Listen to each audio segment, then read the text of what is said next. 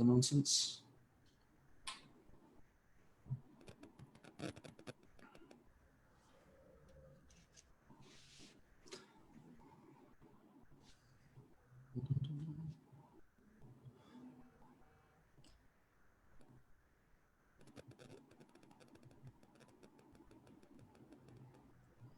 Okay, now I think we are.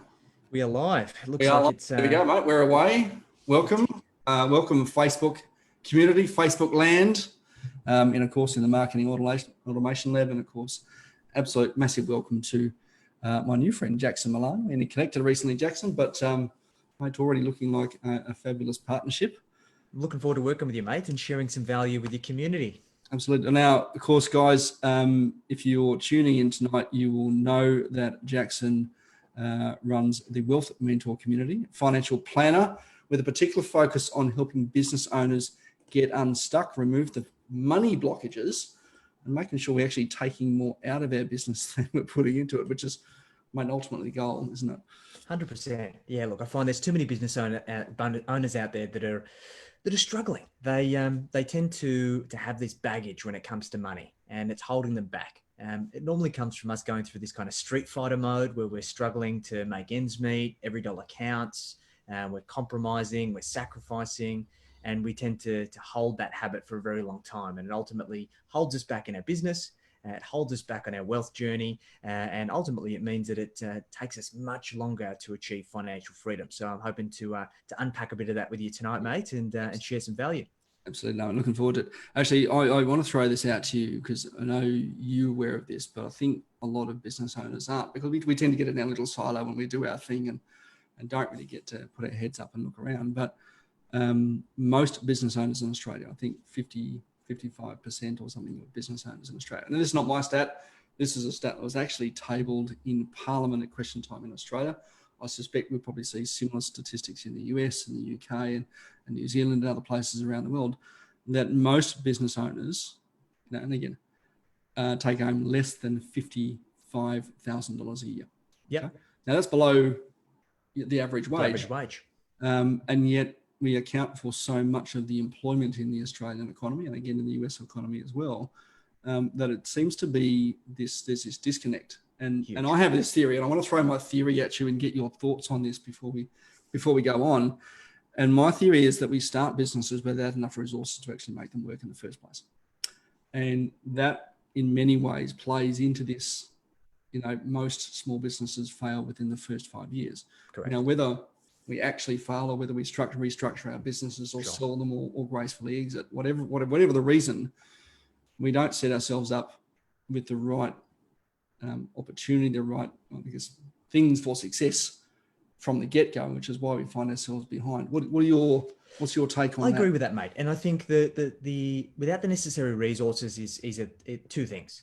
It's either the right experience or it's without enough money. And I've had no issue with bootstrapping businesses. I've bootstrapped many businesses, but some of the businesses I've bootstrapped weren't successful because I didn't have the experience, the education, or the support that I needed to make successful. And look, there's a number of statistics that we can throw around. I think the old adage is that 4 out of 5 businesses fail in 5 years, and 98% of businesses fail in 10. Yeah. And I think, businesses do restructure. But the fact is, if you look at that long-term trend, that only 2% of businesses are still in their same format, and look, how many different types of structures of business are there? There's not many. It means more of them are probably not restructuring. Most of them are closing their doors because they were not successful. The scariest statistic, Tim, is that we looked into some data out of the States that said that less than 6% of businesses are ever sold for a profit, if sold at all. Yeah. And what that tells me is that there's so many business owners out there that are investing all of this time and effort in their business for less money than what they were earning back in their corporate career, where they had a cushy paycheck that was coming in week after week, month after month, with less stress, working 40 hours a week. Yeah. And they're now working for less money, 80 hours a week, to then eat shit when they sell their business for a loss, or if they ever sell it at all. Yeah. Yeah, there really is that thing. I think we get, particularly if we transition from, a day job. I joke now and say that my day job that I had in corporate for, 17 in government for 17 years was my side hustle.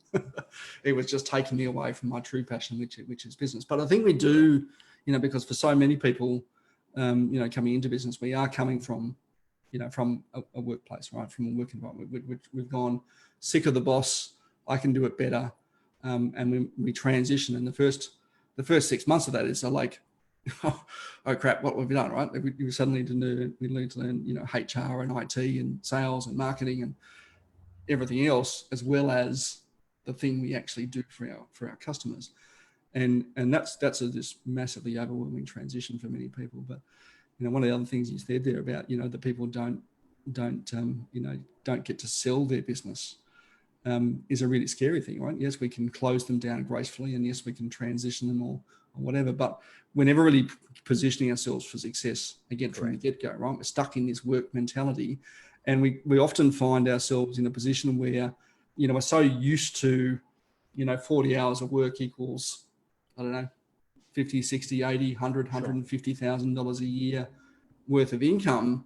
And then when we get into business, we often find ourselves earning the same amount of money.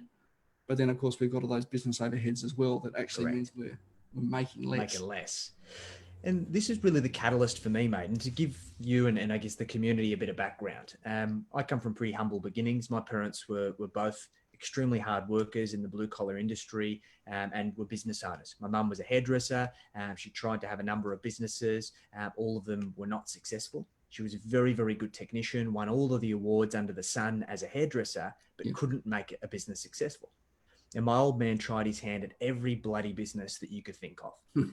And he was all about the big dreams, but always failed in execution. And I got into this industry because I wanted to help people like my parents, because I realized that there was a fundamental disconnect between their activity and their actions and the results that they achieved. Yeah. And at the ripe old age of 19, baby-faced, I probably looked about 12 at the time, I decided to get a job as a financial advisor, a trainee. And I landed myself in a position where I was working in a place called the Financial Advice Center, which, if you imagine the Wolf of Wall Street without the midget throwing, that's what it was. And the problem was, mate, that our industry was about the advice they gave to their clients, and the lifestyle and the things that they were doing themselves were completely different. It was predatory. It was atrocious. Yeah. And you saw these advisors driving Porsches and Ferraris and living in these beautiful houses, and their clients were reading shit. And it was after having that experience, I realized I needed to do something different. And I very quickly binned the term financial advisor. And look, I've got nothing against financial advisors. I just didn't want to be tarred with that brush. And I donned the term wealth coach.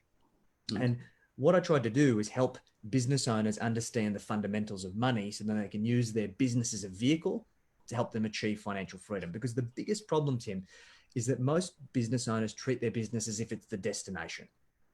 It's just an investment. It's an investment vehicle like anything else that helps you create the life you want. Is that a hard separation for business owners to make? And often the case, our business is very much like our baby. We spend so much time nurturing it, willing it to succeed in many cases, that we can't actually disconnect and say this is actually just an investment vehicle, right? That pays us an amount of money and away we go. It's very difficult, mate. And it takes us to have to reposition it and understand what do we want beyond the business? And it all starts with mindset, right? Because it comes back to Maslow's hierarchy of needs, right? If our basic essentials aren't in order, we can't think aspirationally. So if our business is chaotic and we're constantly having to all the roads are leading back to us, we're the biggest bottleneck in the business, we're burning the candle at both ends, we can't think about going and buying that beautiful home or going on that European holiday, because our basic needs aren't being met by the business. And this is where this kind of chicken and the egg scenario comes into play, that if we want to create a scalable and a saleable business, we need to treat it like an investment. We need to invest in things like marketing automation. We need to understand our numbers and make sure that we create a profitable business that's not just paying us a paycheck, that provides us with profit, that allows us to turn business profits into personal wealth. And we've had Alexandra jump on. G'day, Alexandra. How you doing? Hopefully you can hear us. If you can, just jump in the chat. I've just put her on mute, but stick your questions in the chat box there. We'll grab you off mute later on if you've got any questions. Yeah, so this is the important realization, Tim. And I think that most people run their business out of fear. And it's the fear that they are going to make a mistake and that they're going to destroy everything. And the analogy that I like to use is that the thing that you focus on is the thing that you become. Like if I say to you, don't think about elephants, what do you think about? Oh, fucking elephants. There's a big fucking elephant right there. Can't you see it? Because, and it's like the Big other and brain, got flappy ears. exactly. So it's just about to take flight. And this is like when you're riding a bicycle or a motorbike. If you're turning around a corner, you need to look where you want to go. If you're looking at the tree, you're going to bloody crash into it. Yeah. And it's getting rid of this fear and thinking abundantly that allows you to grow and scale a profitable business. And that's the first step. Yeah, absolutely. I must admit, when I sort of reflect back, and I had a conversation with a mate of mine over lunch, and he said, if I had to sell my business now and start it again, I would spend 2 years on the beach, and then I would literally outsource everything. Exactly. I would do nothing myself. We made every mistake in the book, and I think we do that in business, but we often don't learn from that, do we? If I reflect on my own journey, which I guess started realistically sort of 21 years ago, when I first, as an adult, said, okay, I want to sort of get back into business again. I'd had lots of little side hustles and ventures as a young man.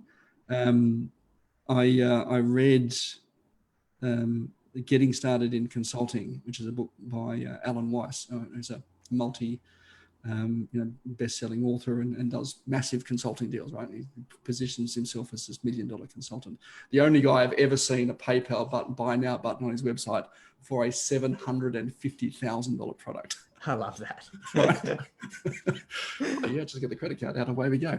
But one of the things that he wrote about in his book was that you need all these things to get started, and this is fantastic if you're going into consulting pre-business. And he said, put aside 12, work out what your expenses are for 12 months and don't start in business until you've got this 12-month reserve.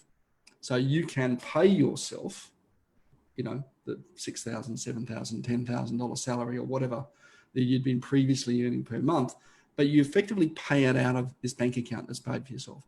And after 12 months, hopefully you've got the revenue coming in then to offset, the drain on that bank account. Sure. Right? So you give yourself 12 months. But too often, as you say, we bootstrap and we get in with nothing. And, the first month we make $1,000 and the second month we make 1,000, third month we make 2,000. And all of a sudden we start to panic a bit and cut corners and start to spend the one thing we shouldn't be spending, which is our time. Correct. Right? Because that starts to get, as you say, starts to get overwhelming. And that's when we start working these 12, 14-hour days, trying to sort of wrestle this thing we've created into the vision we've got for it. 100%. And we combat this in a couple of ways, because I was a victim to this exact situation myself, Tim. My first business came out of necessity. My old man, who was the primary breadwinner of our household, he had a stay-at-home wife and a school-aged daughter at the time. I was independent, working for a big bank, and he got diagnosed with late-stage stomach cancer. Immediately couldn't work. And ultimately we had a big mortgage and the wheels come to a grinding halt. And I was lucky enough at the time to go through my first corporate restructure, where I got a pretty big haircut on my income. So I'm like, oh shit, how am I going to be able to provide for my family and also make sure that I can pay the mortgage so we don't lose the house? So my brilliant idea was to start a business. And I had absolutely no experience. It was an online fashion business of all things. I'd never designed any clothes. I'd never run an online business. I'd never created an e-commerce store, and I built it from the ground up. And looking back, it was great that what I was able to achieve. And we got some success, but it was a cash-eating monster, and I absolutely hated it. And then looking back, I'm like, wow, why didn't I just double down on what I knew I was already good at and make that my success? So then I decided to close the business and just started my first consultancy. And the way that I went about it was really, I did a couple of things. And anybody who's watching this, you can do this same exercise, because I still do this exercise today. The first thing I did is I did what I called a personal profit and loss. So similar to how you do a profit and loss in your business to work out the financial health of your business, and then you might do a budget in your business to forecast over the next 12 months, I did the same thing for my household.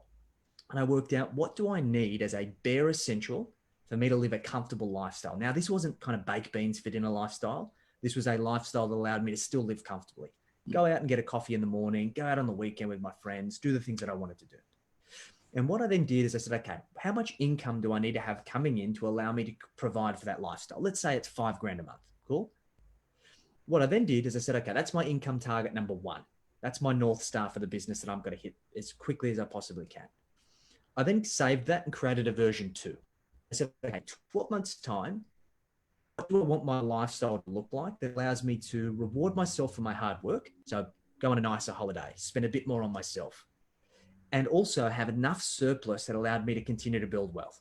And typically as a benchmark, we all want to have at least a 20% surplus in our personal household budget. So for example, is that over and above, savings? That would include your savings. So that is basically your surplus after your expenses. So a lot of people might say, when they spend their household budgets, and so many Australian families and probably US families as well, really do live, paycheck to paycheck to paycheck. Correct. And when you change from fortnightly to monthly, all of a sudden it's like, oh my God, I've got no money. 100%. I do remember working with a financial planner years ago, and we found the most successful day for advertising for him was the Sunday night before public service payday. Yeah. Right. Because at that point, everyone had run out of money and they're all panicking, going, oh my God, what am I going to do? I've got 4 days left. Right. And of course, the worst day was on payday, right? Because everyone was suddenly feeling flushed. They didn't have the problem anymore. But I really like that, and saying, okay, what do I need to do to create that 20% surplus, and not look necessarily at cutting back what you're doing, right? To Vegemite and, tomato soup every night, but looking at what can you do to add and build that buffer and still live comfortably, right? We don't want to live, on the poverty line, do we? Exactly. And this is the problem, right? We've been taught for generations that we should shrink ourselves wealthy. We should cut our expenses. We should live on a shoestring budget. We should eat tinned cat food for dinner. And then at the end of the day, what happens? We beat ourselves up when we don't stick the course. And all you're doing is you're programming yourself to get good at failure. Yeah. Now, failure is important in business, but when it comes to things like this, like your cash flow, we should program ourselves to be successful. And you've got to realize, as a business owner, the number one lesson that you can learn is that you have the capacity to make as much money as you want. Yeah, the only limiting factor is you. Yeah, it's the great thing about being in business, isn't it? That if I suddenly need a lot of money tomorrow to pay a tax bill, if I was an employee, no chance. Right? As a business owner, if I want to increase my income by 50,000 in the next 12 months, that's up to me. I can make that happen. No one else can do that. And no one else has that opportunity. And that's why we need that target. So when we set that North Star target, then we can then reverse engineer that into our KPIs. So for example, if I want to earn $100,000 after my business expenses, then okay, how much top line revenue do I need to make? When you say top line revenue, what do we mean? That'd be like your overall turnover. Okay, so let's say for argument's sake, your cost of sale. Yep. Let's say all of your expenses in your business are 80%. So if you want to make 100 grand, you'd need to have turnover of 500. Yeah. And I've actually just developed a calculator for this, Tim, which we can share with your community. That's called the Profit Accelerator. So you can actually plug in these figures and it'll tell you what levers you can pull to be able to achieve your income goal. Coming back to that, it is actually, you mentioned mindset being the first one. The second one really is actually understanding your numbers, isn't it? Right? Because if you don't know what your expenses are, right, then how do you know what your target is? To say, if I want to make 100 grand, you don't just make 100 grand in sales. You do actually have to make more than that because you've got costs attached to that 100K. We've got some great tools that really simplify that. Take the fear out of the numbers, make it really easy. Okay, let's go on. Right, we've now got our target of 500K to put 100. Then we've got to work out, well, what levers do we have to pull to hit that 500K? So what's your product worth? Let's say your product's worth 10 grand. So how many sales do we need to make to achieve that goal? And then, okay, to get that many sales, then how many proposals do you need to send out? To send out that many proposals, how many first meetings do you need to have? And then to have that first meetings, how many leads do you need? So what's not important is the income. That's a lag indicator. What's important is the leads. Because if you hit the leads, you'll hit the first appointments, you'll hit the proposals, you'll hit the sales, you'll hit the dollars in the bank, and you'll hit the profit. So then you'll get the money. Yeah, look, absolutely. People in business focus on the wrong things. Yeah, no, I would agree with that, and I see the same thing. One of the questions I will always ask my clients is, "What's your average? What's your average customer value?" Yeah, right? That 10,000, and the reply I invariably get is, "It depends." I don't know. I can't remember when I learned averages in high school, but it was either in year 6 or 7. And, it doesn't depend, does it? Yes, absolutely. Out of 100 clients that come into my business, some will be on my high ticket offer. Yep. A whole bunch will be in my low ticket offer. Some will be in the middle, but that gives me an average. Now, as a marketer, one of my jobs is to try and increase that average over time. Correct. Maintain and increase that average. But there is an average, isn't there? Definitely, 100%. There can only be an average if we know all of the other numbers. That's right. And look, at start of financial year, and yes, it may be COVID affected, but you've still got, if you just look at the number of customers you served over the last 12 months, right, and divided that by the amount of money you make, guess what? There's your average. Exactly right. So it's not as hard as people make it out to be, or what they think. And this is the thing, Tim, when it comes to numbers, people think that the monster under the bed is scary until they actually look under the bed and realize that there's nothing there. And when we take that fear out of the numbers, it's empowering. Like, for example, I had a client that we work with recently that runs a dance studio. Really lovely lady, but as you could expect, she's passionate about what she does. She's passionate about teaching kids, teaching people how to learn the craft. She didn't get into business to know her numbers. And for years, she thought that it was an accountant's responsibility to know the numbers for her. But think about this, like, how old are your tax returns when you get them? They're at least 12 months old, the data. So how can you be making here and now business decisions with data from 12 months ago? That just doesn't make sense. So by taking the fear out of the numbers, providing a really simple and easy to understand dashboard, it's allowed us to flick that switch. Now she's excited about it. Saying, oh, great, I can see that I can do this. Now I need to put up my prices. Yeah. Now I need to implement a new payment system so I can reduce my expenses on my merchant fees. All of these things that she could only identify those opportunities because she had the data to identify. Well, you and I were just talking the other day about an automation, and again, the thing that we don't really account for in our business is the cost of our time. Oh yeah. And one of my favorite sort of calculations to make is just go, how much do you want to make, and divide that by the number of weeks you want to work a year, and divide that by the number of hours a week you'd like to work, and that gives you a dollar figure. Correct. And if you're starting to do activities that cost you less than that dollar figure, right? So let's call it $130 or whatever, $100, $50, whatever it happens to be for you. Yeah. If you start doing activities in your business that you could outsource, automate, or just get rid of altogether. And by outsource, I do mean delegate to staff as well. Correct. That is less than that figure, you are going to compromise one of those three numbers, right? You're going to compromise the hours that you work per week, the amount of holidays you get, or the most commonly, the amount you make. Exactly. And I think the common objection that people say is, I can't afford to hire staff, or I can't afford to outsource. And the thing is, like, a good quality VA conservatively is going to cost you about $500 a week for 40 hours. Now, if you had 40 hours a week available in your business, do you reckon you could make more than $500? Yeah. And everyone should answer yes. If you can't, you shouldn't be in business. I hate to break it to you, but it's the truth. Yeah. So you that because I think, look, one of the things that I see, particularly as businesses grow, and if you're at that point in your business now, you're going, oh my God, I'm dropping things, or I need some additional help or additional skills. The fear of committing that to is a big fear, saying, okay, well, if I commit to $500 a week or $2,000 a month, sure, I can't see that in my figures right now. I can't see that in my budget. Yeah. How do you address that fear with your clients? Because I imagine that's one you hear a lot of, don't you? And we help our clients implement a strategy that we call profit first. So we don't spend money that we don't have. And there is a certain amount of money that we have available in the business for things like operating expenses, which would include hiring a VA and all of these types of things. So it's a matter of saying, okay, I'm at capacity, and I need support, but I don't have the money. That means there's something else wrong, because that is a lag indicator that something else hasn't happened. It either means that you're being inefficient with your time, which means that we need systems, we need processes, we need marketing automation, potentially. We aren't charging enough money for our service, or we're not bringing the right customers in. And if we solve those things first, then that should automatically free up time. Yep. Or it should create more income that we need to then hire the resources.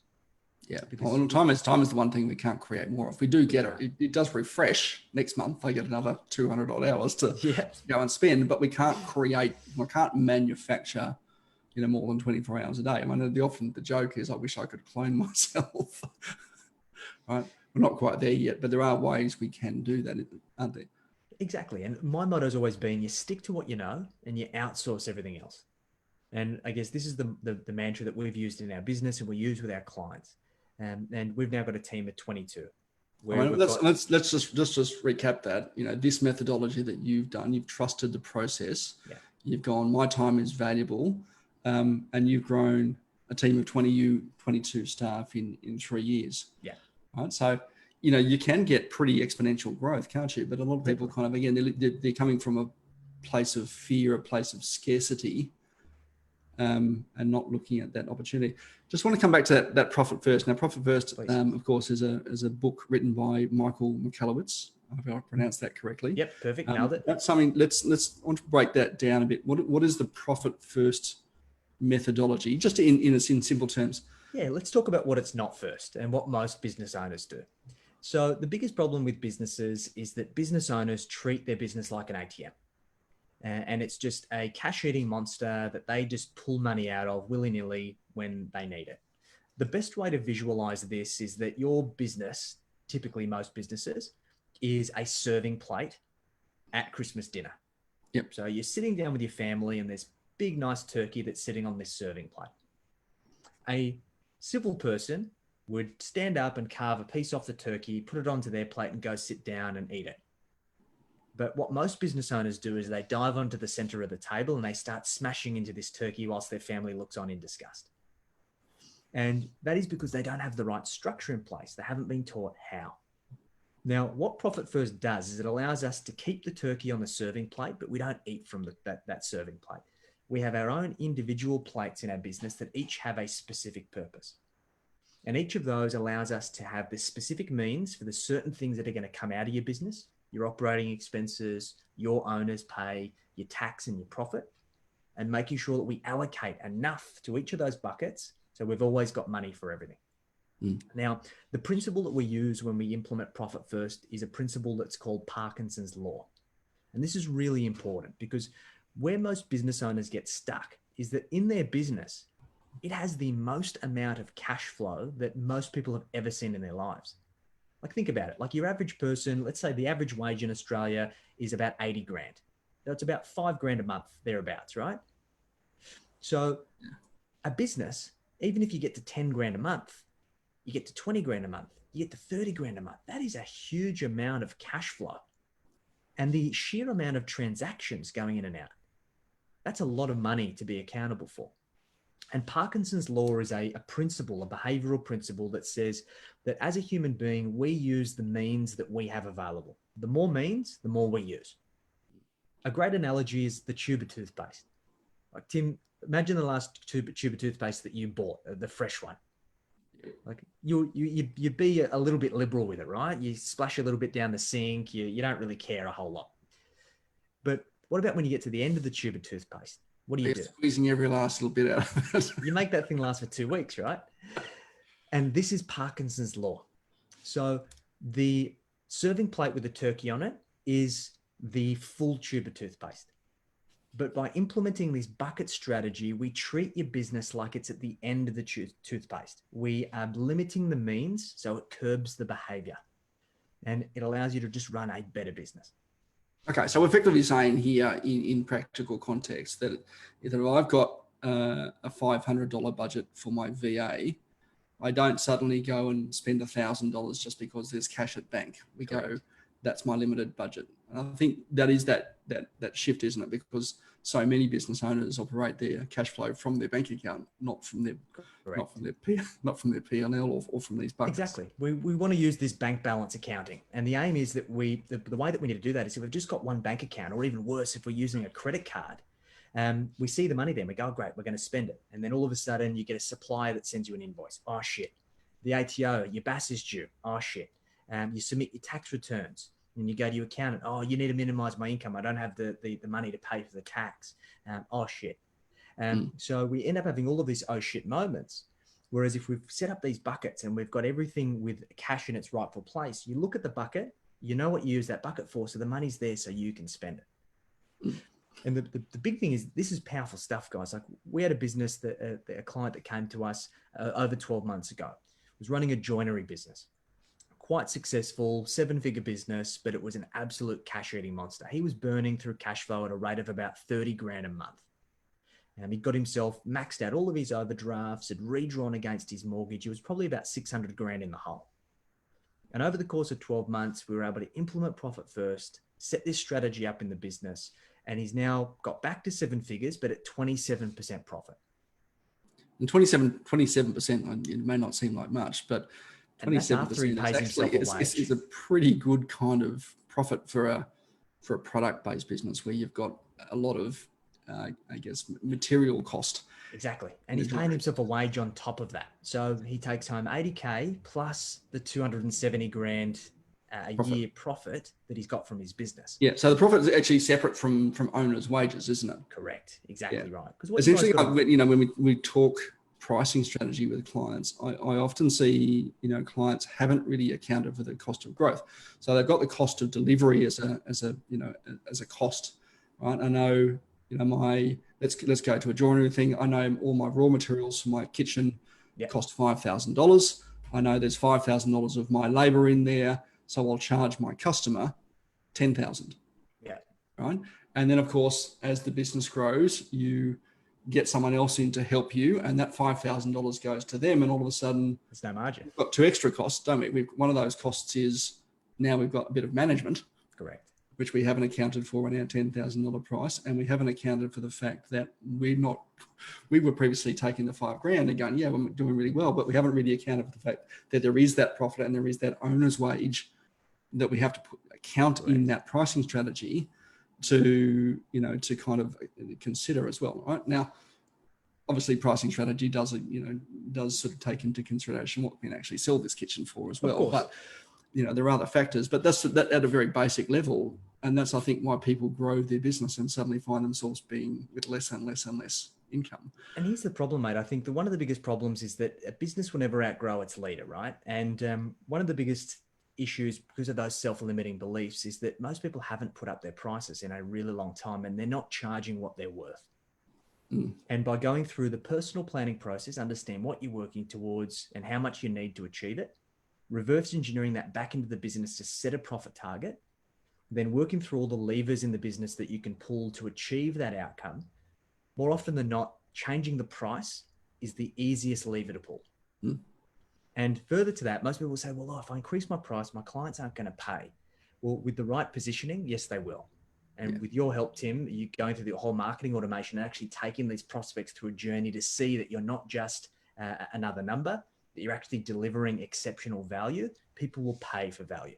Yeah, I would challenge listeners to this, to consider what you would do if presented with this scenario. Right? If you could double your price tomorrow, okay? Now, for many of us small businesses, we have that agility in our business. We're not corporates that are like battleships and take forever to turn around. Tomorrow, I could double my prices on absolutely everything. So I could do it tonight, for that matter. If I only lost half of my customers, would I do it? Right? And if the answer is not yes, I think you need to take a long, hard look at yourself in the mirror, because you're making the same amount of money in half the time. Yeah. Now that to me sounds like a pretty positive outcome, but I know a lot of people would say, I don't want to do that. I guess the fear of losing half their customers and not being able to replace them is a big fear. Again, it comes the back reality to that is that they wouldn't lose half their customers. Yeah. And I guess the problem is that business is a zero-sum game, right? For you to win, then no one has to lose. Everyone can win.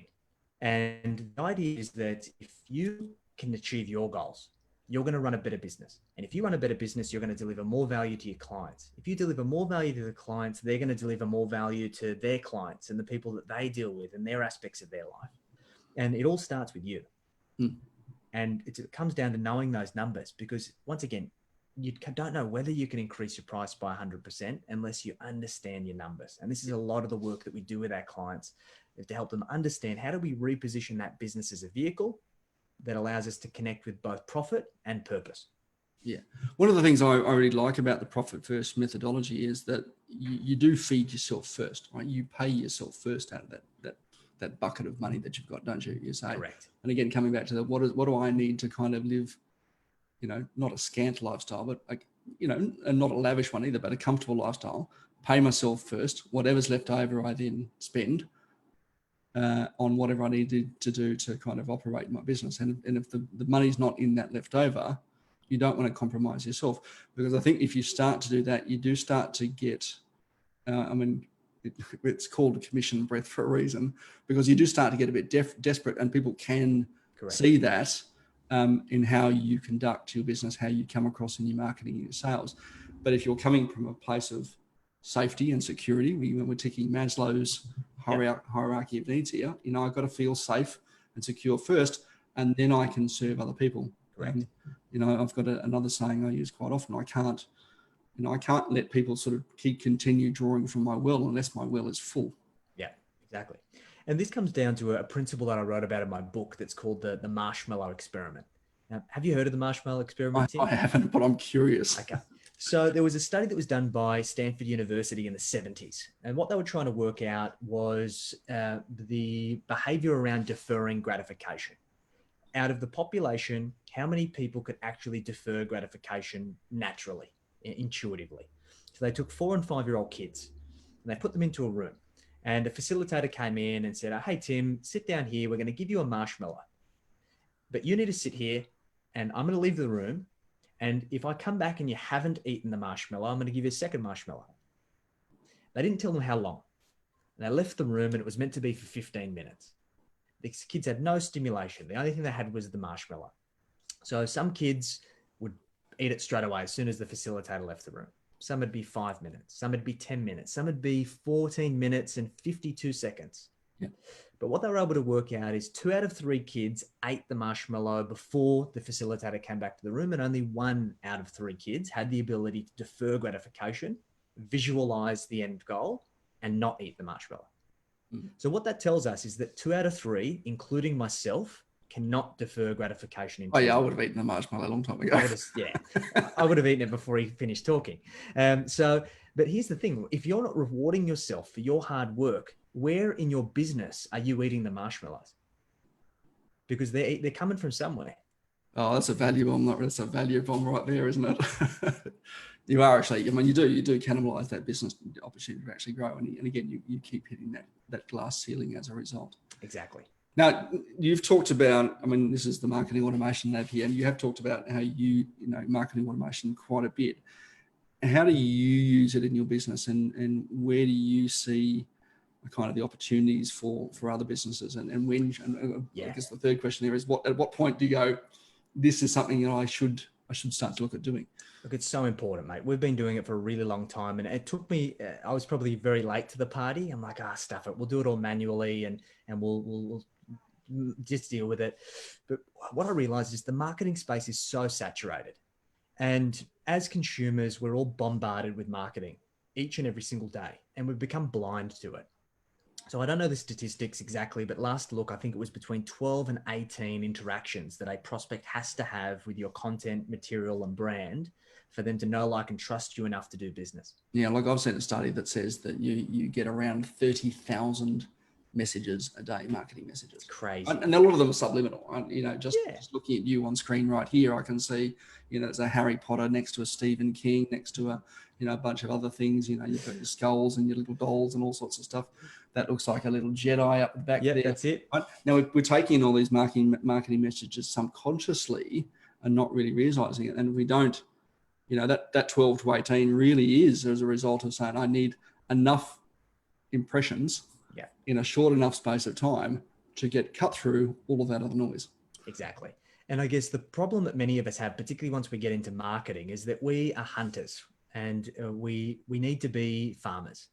Because if you farm, not hunt, you're raising crops. Because you got to realize that hunters often go home hungry, but farmers, because they've nurtured a crop, they have the ability to eat all season. And that's where marketing automation comes in.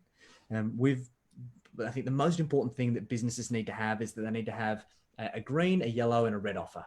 You need to have some sort of lead magnet or something that somebody who is problem aware, that wants to learn a bit more about you, that wants to put their hand up and say, yep, Tim, I've got a problem and I want to learn a bit more about it. to get them into your universe, whether it be a cheat sheet, an ebook, whatever, something easy for them to digest.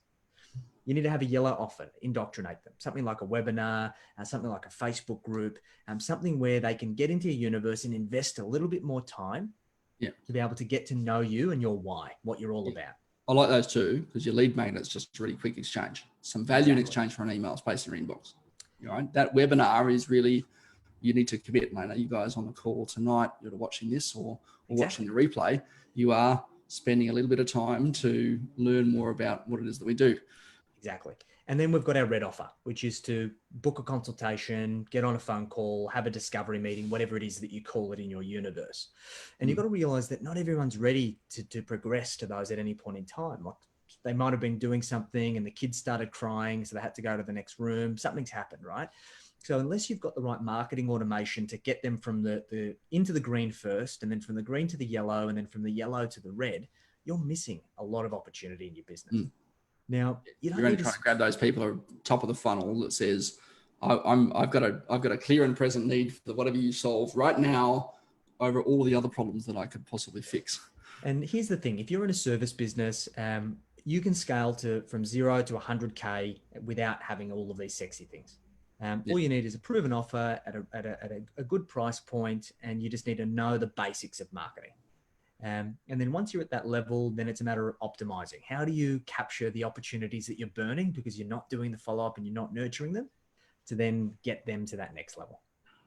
So, and it's invaluable. Like for us, we have appointments and opportunities that flow into our inbox each and every single day. And the reason is because we've got the marketing operating system that allows us to do that. It is actually very difficult to scale beyond that. You will find yourself hitting that glass ceiling. You'll go, okay, business is easy, great.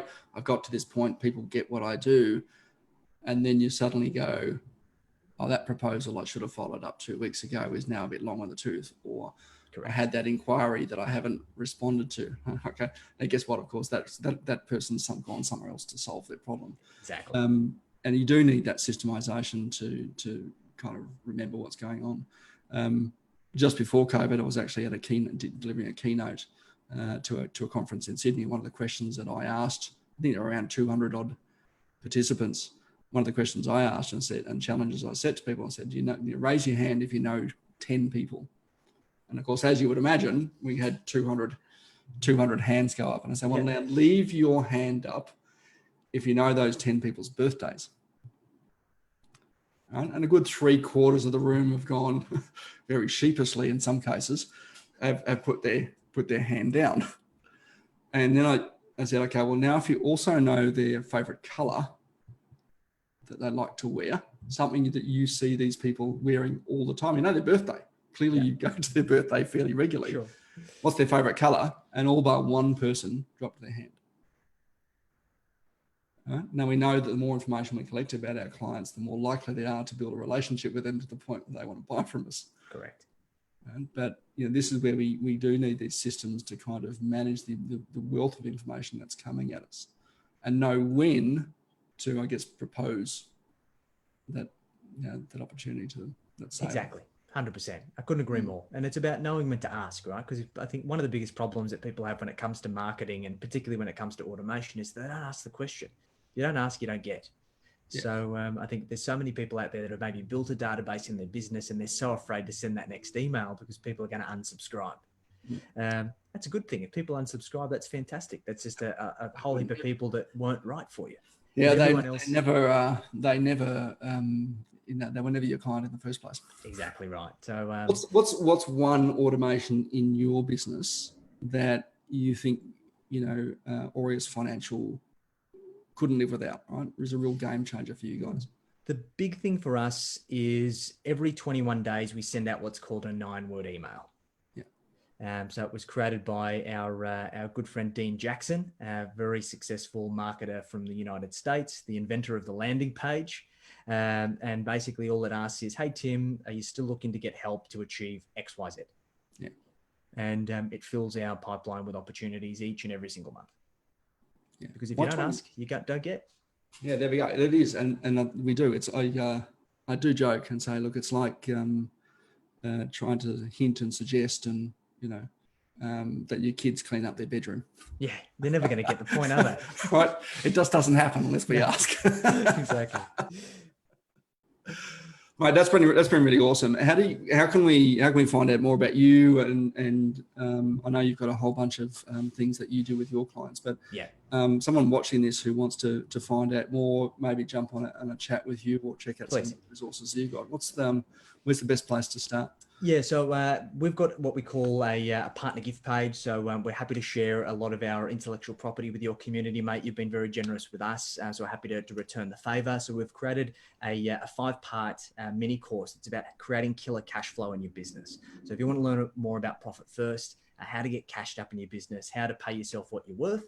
There'll be a landing page link that'll be shared with you guys that you'll be able to get access to that. You'll also be able to get a copy of my international best-selling book, Enjoy the Journey. And you'll also have a link to join our Facebook group, which is Your Lifestyle Business, How to Create More Profit, More Time, and More Wealth. We're always sharing a lot of great value in there, so feel free to jump on board. And of course, if you want to book a time with myself or one of our coaches to talk about how we can help you get cashed up in your business and turn more business profit into personal wealth, there'll be a booking link on there as well. So feel free to book in a time. We can have a bit of a chat and see how we can help. Awesome, Jackson. Fantastic. Thanks for joining us, guys. As I said, we'll put those links in the chat box below to the Wealth Mentor community. I think that's in the link probably above this chat box at the moment. We will put the link to that gift. Really generous of you, Jackson, to do that. I absolutely encourage all of you to go and check that out. Some of the stuff in there, I've seen it. It's really valuable stuff and really gets you starting to think about where you're at, no matter where you are in your business journey, no matter how deep the hole that you think you're in. As we illustrated earlier, there is a way out from that. We've got Alexandra on the call with us. So Alexandra, if you've got any questions, chuck them in the chat box. If not, thanks very much for joining us, guys. We've had a bunch of people jump onto the Facebook Live as well. So Harvey loved the toothpaste analogy. He's out to buy some toothpaste at the moment. I love that. So guys, thank you so much for joining us tonight. We are going to have these more regularly as well. I'm going to tap into my network and find some amazing people like Jackson who can share their knowledge with us in our community here. Jackson, thanks again for joining us. Really appreciate it. Pleasure, mate. Chat to you soon. And we'll catch you soon. Take care.